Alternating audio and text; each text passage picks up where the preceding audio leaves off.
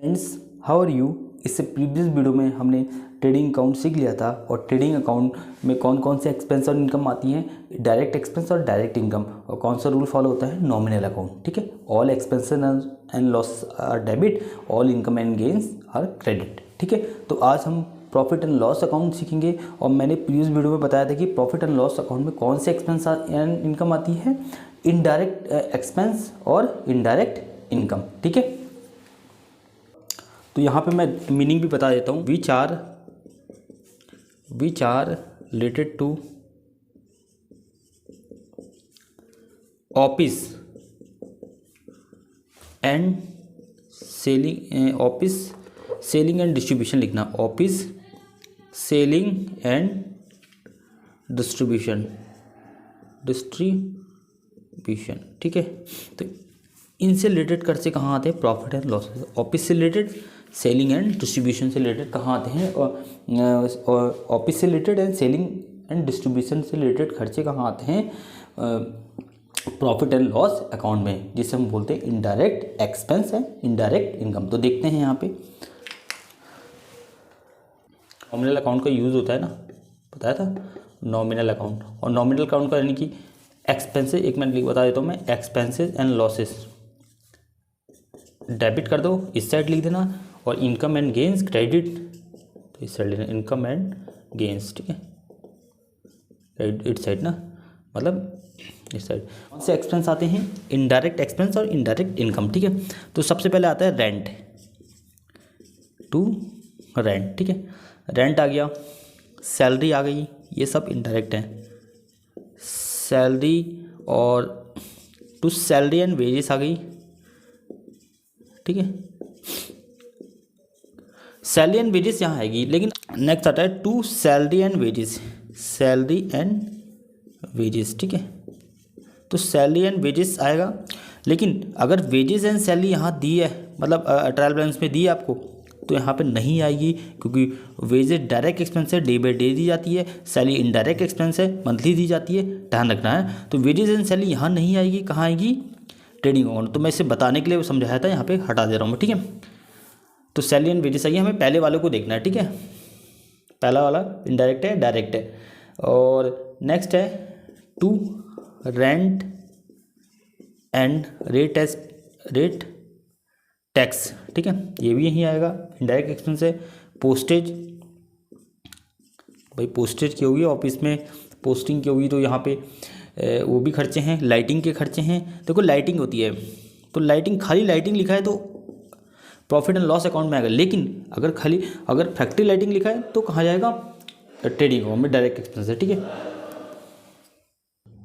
फिर उसके बाद नेक्स्ट आता है इंश्योरेंस। इंश्योरेंस करवाया होगा तो इंश्योरेंस का भी खर्चा देना पड़ता है ना, इंश्योरेंस है। और उसके बाद आता है लीगल चार्ज, रखा होगा तो उसको भी लीगल चार्ज दोगे ना। ठीक है, और ऑडिट फीस, यानी कि ऑडिट फीस क्या होता है, जब अकाउंट तैयार होते हैं तो कौन चेक करता है, चार्टर्ड अकाउंटेंट, तो उसको भी फीस दो। ऑडिट फीस आती है। ट्रैवलिंग एक्सपेंस भी आता है, भाई हमने एम्प्लॉय को ट्रैवल कहीं भेजा होगा माल बेचने के लिए, तो उसको भी मतलब ट्रैवलिंग चार्जेस दिए होंगे ना, ट्रैवलिंग चार्जेस। तो बहुत सारे एक्सपेंस यहाँ पे आते हैं। तो अभी बहुत लंबी लिस्ट है, तो मैंने कुछ एक्सपेंस बता दिए हैं, बाकी जब क्वेश्चन करेंगे तो सारे खर्चे आते जाएंगे यहाँ पे। ठीक है, और अब देखते हैं इनकम साइड। इनकम साइड सबसे पहले ध्यान रखना, सबसे पहले ग्रॉस प्रॉफिट आएगा यहाँ पे, जो आपने ट्रेडिंग अकाउंट में निकाला था, है ना, वो डेबिट साइड निकाला था, तो वहाँ पे क्या आएगा, क्रेडिट साइड में अपोजिट हो जाता है, क्रॉस एंट्री ना, यहाँ पे क्रॉस हो जाता है, वहाँ पे डेबिट साइड है तो यहाँ जाके क्रेडिट साइड। ठीक है, ग्रॉस प्रॉफिट। उसके बाद रेंट, अगर क्रेडिट दिया है तो आ जाएगा यहाँ पे। डिस्काउंट रिसीव, भाई ये भी इनडायरेक्ट इनकम है, डिस्काउंट रिसीव, अगर डिस्काउंट क्रेडिट साइड में ट्रायल बैलेंस में दिया तब भी यहीं आएगा। कमीशन रिसीव, कमीशन अगर क्रेडिट साइड दिया तो तब भी यहीं आएगा। ठीक है, कमीशन रिसीव्ड। ठीक है, बाय बैड डेप्ट रिकवर्ड। ठीक है, बाय बैड डेप्ट रिकवर्ड। ठीक है, रिकवर्ड, बैड डेप्ट रिकवर्ड यहाँ आएंगे, क्योंकि पैसा रिसीव हो गया ना। ठीक है, तो यहाँ पे आएंगे, लेकिन अगर बैड डेप्ट होगा तो यहाँ पे आएंगे डेबिट साइड। ठीक है, क्योंकि बैड डेब्ट है ना, हमारा लॉस है तो डेबिट साइड आएगा। अगर बैड डेब्ट रिकवर्ड है, यहाँ पे रिकवर्ड आएगा ना, बैड डेब्ट रिकवर्ड, ठीक है, तो वो सारा यहाँ पे आएंगे क्रेडिट साइड में, ठीक है। अगर बैड डेब्ट है तो खाली बैड डेब्ट, अगर खाली बैड डेब्ट है तो टू बैड डेब्ट, अगर अब यहाँ पे आता है बैड डेब्ट रिकवर्ड बाय बैड डेब्ट रिकवर्ड।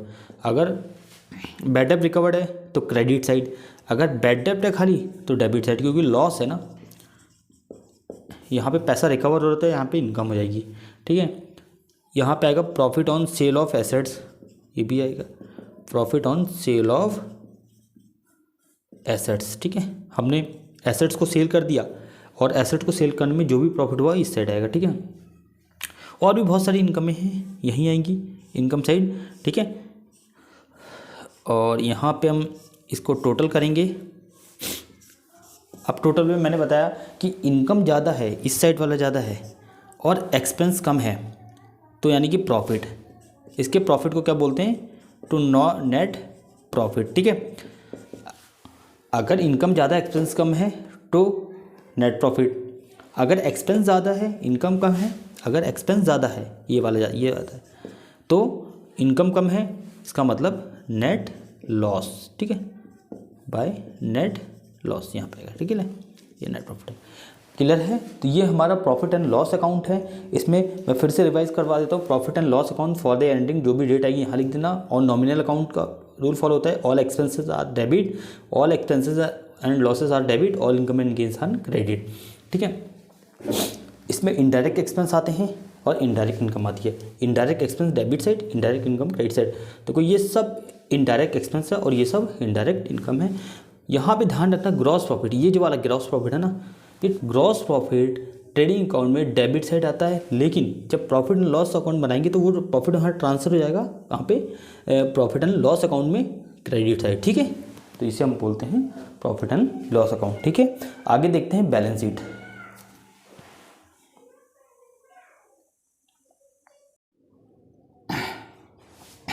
तो हम बैलेंस शीट देख रहे हैं और बैलेंस फिर नेक्स्ट इसके बाद आता है नेक्स्ट हमारी बैलेंस शीट बनती है फाइनल अकाउंट में सबसे लास्ट में। देखो बैलेंस शीट एज एट जो भी डेट होगी 31 मार्च 2019, 18, 20 जो भी डेट होगी तो यहाँ लिख देना, ठीक है।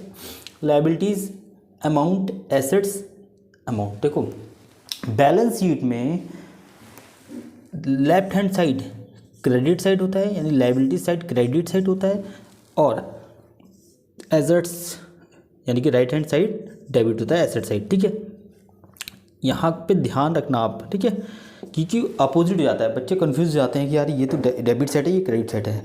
नहीं, अगर नॉर्मली हम अकाउंट बनाते हैं profit and loss trading account, then वहाँ पे left hand side debit side और right hand side credit side, तो ये इस बात को समझ लेना, ठीक है। तो देखो यहाँ पे बैंक ओवरड्राफ्ट ये नेगेटिव बैलेंस शो करता है बैंक में। बिल्स पेबल गुड्स उधार में परचेस किए थे, ठीक है, उसमें बिल लिख देते हैं तो पे करने होते हैं। सिंडिकेटर उधार में गुड्स परचेस कर रहे हैं तो वहाँ पे पे भी करने पड़ेंगे आपको, ठीक है। Outstanding expense due but not paid, ठीक है, यानी काम तो करवा लिया लेकिन पैसे नहीं दिए तो यानी कि पे करने पड़ेंगे, आपकी लायबिलिटी हो जाएगी।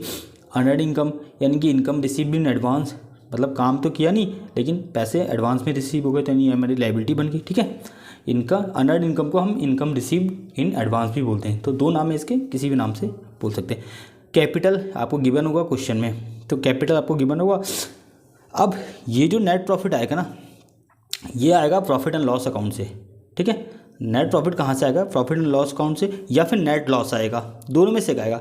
अगर प्रॉफिट एंड लॉस में नेट प्रॉफिट आता है तो कैपिटल में प्लस कर देना, अगर प्रॉफिट एंड लॉस में नेट लॉस होता है तो कैपिटल में माइनस कर देना, ठीक है। ये कैपिटल में माइनस कर देना और ये कैपिटल में प्लस कर देना, ठीक है। अगर कैपिटल आपको क्वेश्चन में गिवन होगी, अगर प्रॉफिट एंड लॉस अकाउंट में नेट प्रॉफिट आता है तो प्लस कर देना और नेट लॉस आता है तो प्रॉफिट एंड लॉस में माइनस कर देना, ठीक है। यहाँ पर बैलेंस शीट में लाइफ इंश्योरेंस प्रीमियम, अगर जो भी टोटल आएगा उसे जो भी टोटल आएगा लाइफ इंश्योरेंस प्रीमियम भी इसमें माइनस करना पड़ेगा आपको, ठीक है। ये मैंने लिखा रखा लाइफ इंश्योरेंस प्रीमियम माइनस, और जो भी टोटल आएगा यहाँ पे आउटर कॉलम में लिख देना। फिर आते हैं asset side, cash in hand, ठीक है, current assets, cash at bank current assets, bill receivable current assets, तो इन्वेस्टमेंट एसेट्स है, करंट एसेट्स हैं, डेटर्स एसेट्स है, क्लोजिंग स्टॉक आपको क्वेश्चन में गिवन होगा, ठीक है। उसके बाद प्रीपेड एक्सपेंस, ये मतलब प्रीपेड एक्सपेंस यानी कि आपने एडवांस में कोई अमाउंट पे कर दिया है, यानी नेक्स्ट ईयर का खर्चा करंट ईयर में कर दिया है, तो वो प्रीपेड है, paid in advance. Accrued income यानी the income was earn but not receive, यानी कि अर्न तो करिए रिसीव नहीं हुए, इन फ्यूचर रिसीव हो जाएगी, इसलिए मान लिया एसेट बन जाएगी। फर्नीचर एसेट्स है, लूज टूल एसेट्स है, plant machinery asset, land and building assets है, गुडविल एसेट्स है। गुडविल कौन सी एसेट्स है? इंटेंजिबल एसेट्स है, और पेटेंट भी एसेट्स है। अब ये ध्यान रखना कि यहाँ पर बैलेंस शीट में टोटल आना चाहिए, यहाँ भी टोटल, यहाँ भी टोटल इक्वल होना चाहिए। क्या होना चाहिए? इक्वल। अगर इक्वल है देन आपका क्वेश्चन सही है, ठीक है। अगर इक्वल है तो यहाँ पे आपका क्वेश्चन सही है, ठीक है। मैं आपको दिखा देता हूँ, यहाँ पे इक्वल आना चाहिए, यहाँ पे भी इक्वल आना चाहिए, और यहाँ पे भी। अगर मैं कहता हूँ 1 लाख लाइबिलिटीज़ का आ रहा है तो 1 लाख एसेट्स का भी आना चाहिए, ठीक है। दोनों साइड का इक्वल आना चाहिए, तब जाके बैलेंस शीट आपकी ठीक होगी और पूरा क्वेश्चन सही होगा, ठीक है। ओके, अगर कहीं ना कहीं आपकी 1 रुपये की कमी आ रही है, 2 रुपये की कमी आ रही है, तो कहीं ना कहीं आपका क्वेश्चन गलत है। ओके, तो आप आगे नेक्स्ट वीडियो में हम क्वेश्चन करेंगे। प्लीज़ चैनल को लाइक एंड सब्सक्राइब कर दीजिए, क्योंकि वीडियो बनाने में बहुत ज़्यादा मेहनत लगती है। Okay, thank you.